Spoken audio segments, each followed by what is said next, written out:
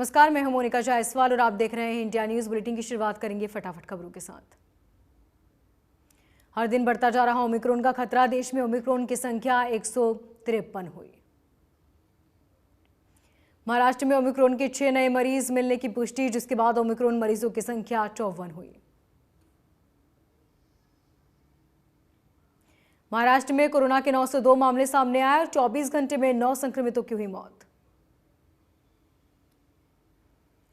तमिलनाडु में कोरोना के 610 नए मामले सामने आए और 4 की मौत हुई। असम में कोरोना के 75 नए मामले सामने आए और 2 मरीजों की हुई मौत। लद्दाख में कोरोना के 28 नए मामले सामने आए, जिसके बाद सरकार ने कोरोना नियमों का पालन करने की अपील की। देश में कोरोना का कहर जारी, जहां राजस्थान में ओमिक्रॉन के 17 मामले सामने आए।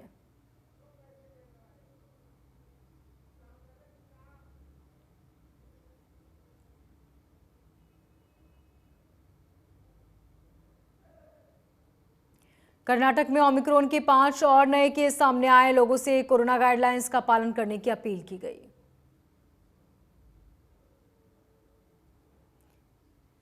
देश में कोरोना के 6,563 नए मामले सामने आए, 132 मरीजों की मौत। विधानसभा के शीतकालीन सत्र का दूसरा दिन आज दोपहर 2 बजे से सत्र की कार्यवाही शुरू। सत्र के दौरान नौकरियों के मुद्दे पर हंगामे के आसार। शीतकालीन सत्र में विपक्ष के काम रोको प्रस्ताव पर भी बातचीत होगी। इस दौरान मुख्यमंत्री विपक्ष के सवालों का जवाब देंगे। सदन में आज 3 विधेयक पेश होंगे, जिसमें प्रश्नकाल में विधायकों के सवाल पूछे जाएंगे। इनेलो विधायक अभय चौटाला भी सवालों का जवाब देंगे। अभय चौटाला पराली के मुद्दे पर सवाल पूछेंगे, वहीं बीबी और बत्रा कृष्ण प्रमोद विज भी करेंगे सवाल।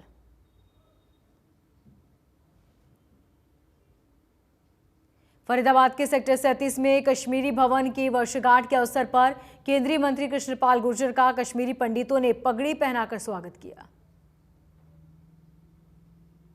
वहीं केंद्रीय मंत्री कृष्णपाल गुर्जर ने कहा कि कश्मीरी समाज के लोग देश की राजनीति और देश की संस्कृति विरासत में बड़ा योगदान है। मंत्री कृष्णपाल गुर्जर ने कहा कि सभी कश्मीरी पंडित देशभक्त हैं और देश के लिए जीते हैं। मंत्री कृष्णपाल गुर्जर ने कहा कि फरीदाबाद में भी बहुत कश्मीरी पंडित हैं जो इस समाज का अंग हैं।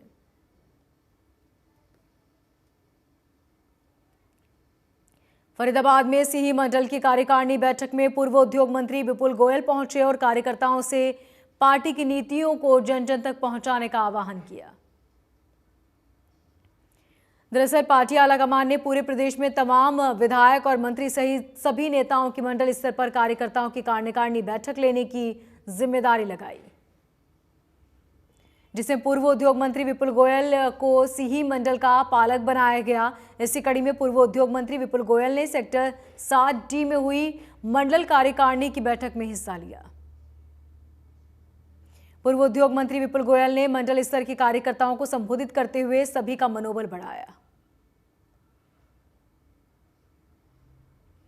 केंद्रीय रेल मंत्री अश्विनी वैष्णव ने रेवाड़ी के गांव मामड़िया ठेठर में कंटेनर बनाने वाली फैक्ट्री कल्याणी कास्टेक का निरीक्षण किया। वहां मौजूद एक बच्ची के हाथों से रिबन कटवाकर उद्घाटन किया। उन्होंने कहा कि देश के प्रधानमंत्री मोदी गति और शक्ति विजन वाली सोच के साथ रेल मंत्रालय का काम कर रहे हैं।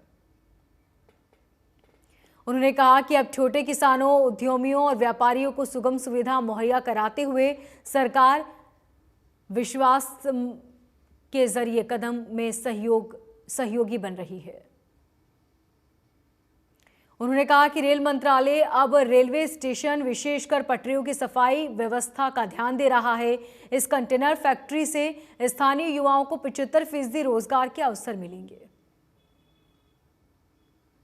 गुरुग्राम में बीजेपी किसान मोर्चा की बैठक में कृषि मंत्री नरेंद्र सिंह तोमर ने कहा कि बीजेपी किसान हित की बात करती है। कैबिनेट मंत्री मूलचंद शर्मा ने बीजेपी के मंडल कार्य समिति की बैठक में शिरकत की।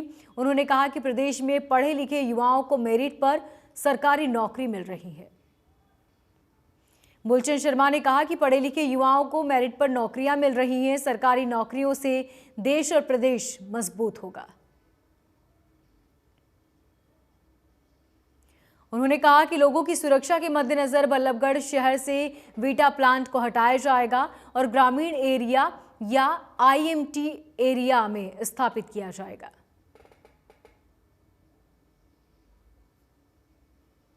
सोनीपत में इनेलो सुप्रीमो ओपी चौटाला ने बीजेपी और कांग्रेस पर कटाक्ष करते हुए कहा कि बीजेपी जात पात का जहर लोगों में घोल रही है।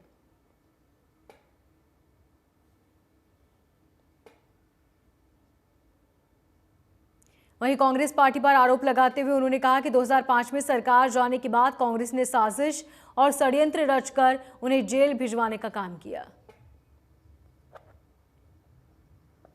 राज्यसभा सांसद दीपेंद्र सिंह हुड्डा ने सोनीपत में युवा आक्रोश सभा को संबोधित किया। उन्होंने कहा कि बीजेपी राज में हरियाणा बेरोजगारी में नंबर 1 बन गया। दीपेंद्र सिंह ने कहा कि अब प्रदेश में अपराध और भ्रष्टाचार भी अपनी चरम सीमा पर है। जनता वोट की चोट से भविष्य में सबक जरूर सिखाएगी।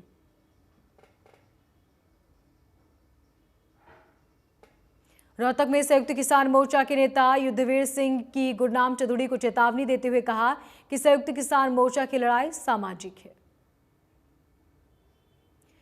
युद्धवीर सिंह ने कहा कि चुनाव से उनका कोई सरोकार नहीं। गुरनाम सिंह चौधरी ने अगर चुनाव लड़ा तो संयुक्त किसान मोर्चा से अलग होना होगा।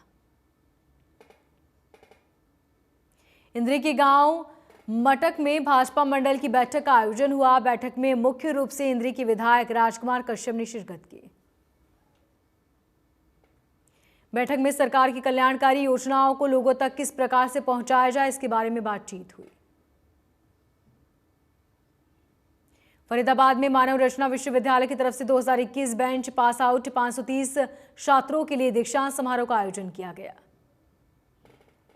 7वें दीक्षांत समारोह में भारी उद्योग मंत्री डॉक्टर महेंद्र नाथ पांडे ने बतौर मुख्य अतिथि और विद्युत राज्य मंत्री कृष्णपाल गुर्जर ने बतौर विशिष्ट अतिथि शिरकत की।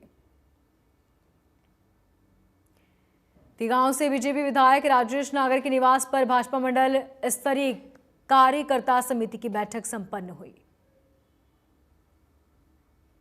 बैठक में विधायक राजेश नागर ने कार्यकर्ताओं को संबोधित करते हुए कहा कि अगर हमारे कार्यकर्ता मजबूत हैं तो पार्टी अपने आप ही मजबूत होगी। 18 और 19 दिसंबर को एसटीईटी की परीक्षा शांतिपूर्ण तरीके से हुई। 20 से 25 दिनों में आएगा रिजल्ट।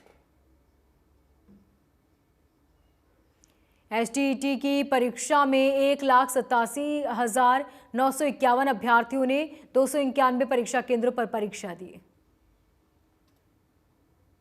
एसटीईटी की परीक्षा के दौरान शिक्षा विभाग के अधिकारियों ने 23 नकलचियों को पकड़ा।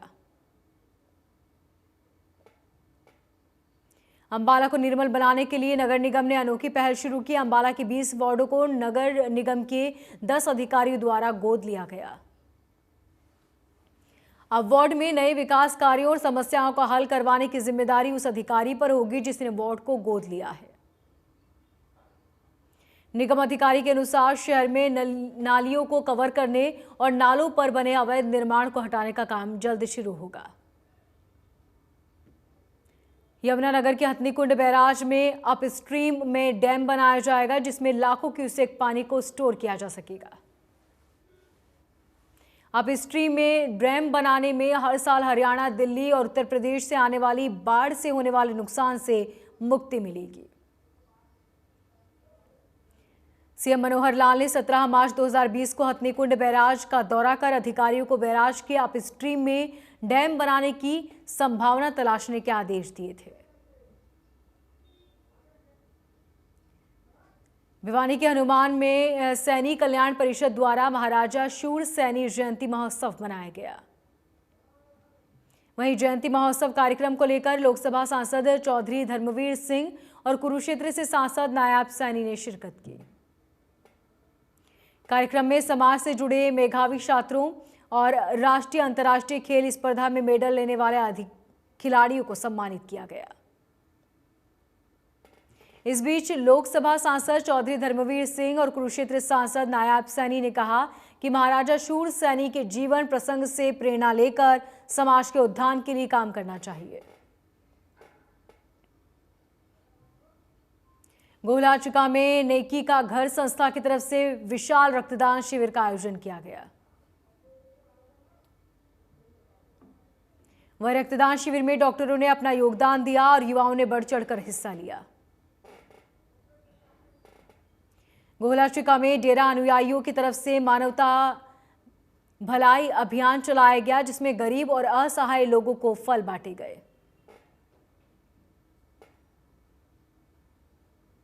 वहीं गोहलाचिका के एसडीएम ने डेरा अनुयायियों के मानवता भिलाई के कामों की तारीफ की। आपको बता दें कि डेरा अनुयायियों द्वारा मानवता भिलाई के लिए 135 कार्य चलाए जा रहे हैं। कोरोना काल से बंद फरीदाबाद के रेन बसेरों को अब तक शुरू नहीं किया गया। ऑल्ट और फ्लाईओवर के नीचे रेन बसेरे पर ताला लटका मिला। वहीं रेन बसेरे के बाहर बैठे लोगों का कहना है कि यदि ये काफी दिनों से बंद है, कोई इसे देखने तक नहीं आया। ठंड की वजह से सभी परेशान। महम में पंचायत का आयोजन किया गया, जिसमें ग्रामीणों ने बलंबा गांव के वाहनों के लिए टोल फ्री करने की बात कही। ग्रामीणों ने 23 दिसंबर का समय दिया है। इससे पहले ग्रामीण मदीना टोल प्लाजा अधिकारियों से बातचीत करके उनका कहना है कि अगर इस दौरान बात नहीं बनती तो रविवार को गांव में पंचायत होगी, जिसमें ठोस निर्णय लिया जाएगा। जगाधरी जेल में जिला एसपी संजीव की अध्यक्षता में औचक तलाशी अभियान चलाया गया। पूरे जेल की सुरक्षा कर्मियों ने गहनता से तलाशी ली। तलाशी के दौरान कोई भी निषेध वस्तु बरामद नहीं की गई। तलाशी के समय स्वयं एसपी संजीव मौजूद रहे। स्पेशल चेकिंग अभियान के दौरान बिजली चोरी पकड़ने गई विभाग की टीम पर गांव सांप की नगली में हमला बोल दिया गया। इस मामले में टीम में मौजूद एसडीओ और जेई के साथ आरोपियों ने अभद्र व्यवहार किया। करनाल में सरकार की तरफ से खेलो इंडिया का कार्यक्रम किया गया। खेल नीति के तहत खेलो इंडिया में लड़कियों की भागीदारी भी बढ़ती जा रही है। वहीं सीएम मनोहर लाल ने खेल नीति को अच्छा बताया। 2 दिनों तक चलने वाले इस ट्रायल के पहले दिन महिला फुटबॉल और बास्केटबॉल टीम के खिलाड़ी चयन प्रोसेस शुरू हुआ। ट्रायल में फुटबॉल के लिए करीब 170 और बास्केटबॉल के लिए 80 महिला खिलाड़ियों ने भागीदारी की। कुरुक्षेत्र में अंतर्राष्ट्रीय गीता जयंती के अवसर पर कैथल सरकारी शुगर मिल के देसी गुड़ और शक्कर की बम्पर बिक्री हो रही है। शुगर मिल एमडी ने स्टॉल का औचक निरीक्षण किया तो वो गदगद हो गए। उन्होंने कहा कि सर्वोत्तम गन्ने की पेराई कर अनुभवी कारीगर गुड़ और शक्कर बनाते हैं। यमुनानगर में आईटीआई के पास मॉडर्न कॉलोनी में दिन दहाड़े एक बुजुर्ग महिला से 2 एक्टिवा सवार लुटेरों ने कान की बालियां छीनकर फरार हो गए। लूट की घटना पास में लगे सीसीटीवी कैमरे में कैद हुई। पुलिस ने पूरे मामले की जांच शुरू की। थाना प्रभारी जसबीर ने बताया कि शिकायत के आधार पर मामला दर्ज कर लिया गया है और जल्द ही आरोपियों की गिरफ्तारी होगी। कैथल के उपमंडल कलायत में जनता किराना स्टोर के मालिक रामफल से 50 लाख की फिरौती मांगने वाले 2 आरोपी गिरफ्तार। इन बदमाशों ने किराना स्टोर मालिक से 3 दिसंबर को फोन पर 50 लाख रुपए की फिरौती मांगी थी। नहीं देने पर जान से मारने की दी थी धमकी। कुरुक्षेत्र के शाहाबाद में युवाओं ने नशे से दूर रखने के लिए इन दिनों शाहाबाद पुलिस एक विशेष अभियान चला रही है। गुप्त सूचना के आधार पर पुलिस बंद पड़ी दुकान की तलाशी ली, जिसमें से 59 पैटी अंग्रेजी शराब बरामद की। फिलहाल पुलिस ने मामला दर्ज कर लिया है और फरार आरोपियों की तलाश शुरू कर दी है।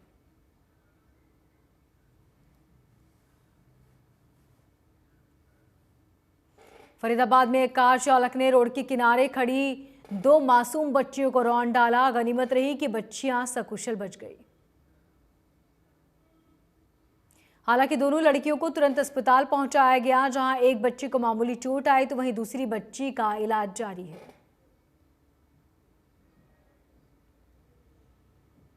वहां लगे सीसीटीवी कैमरे में पूरी वारदात रिकॉर्ड हुई। फिलहाल पुलिस ने गाड़ी की पहचान कर ली और आरोपी की तलाश शुरू कर दी। पहाड़ों पर हो रही बर्फबारी से हरियाणा समेत कई राज्यों में ठंड बढ़ गई, जहां हरियाणा के महेंद्रगढ़ में तापमान में आई गिरावट। महेंद्रगढ़ में ठंड बढ़ गई, जहां पर तापमान 2 डिग्री सेल्सियस दर्ज किया गया। वहीं पाला गिरने से किसानों की फसलों को भी नुकसान हुआ।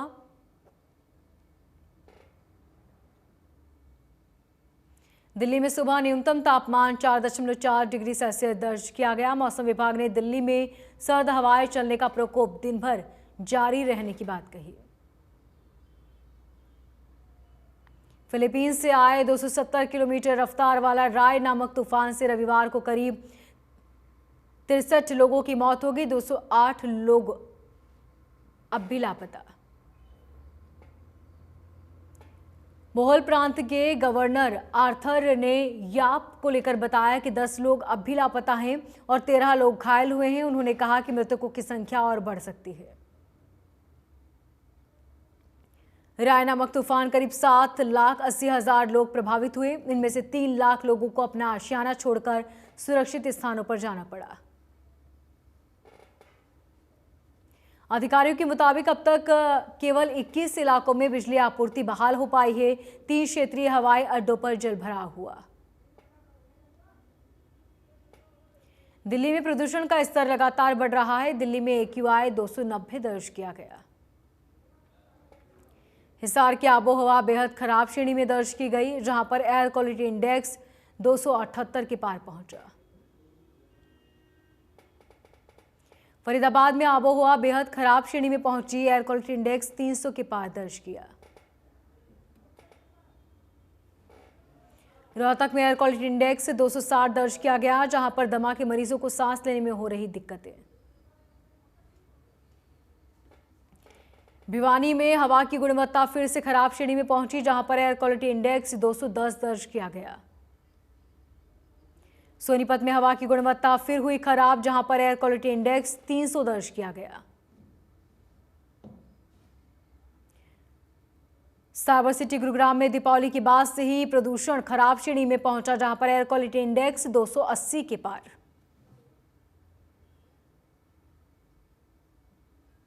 अंडर 19 वर्ल्ड कप के लिए भारतीय टीम का ऐलान हो गया। 4 बार की चैंपियन भारतीय टीम की कप्तानी इस टूर्नामेंट में दिल्ली के यश करेंगे।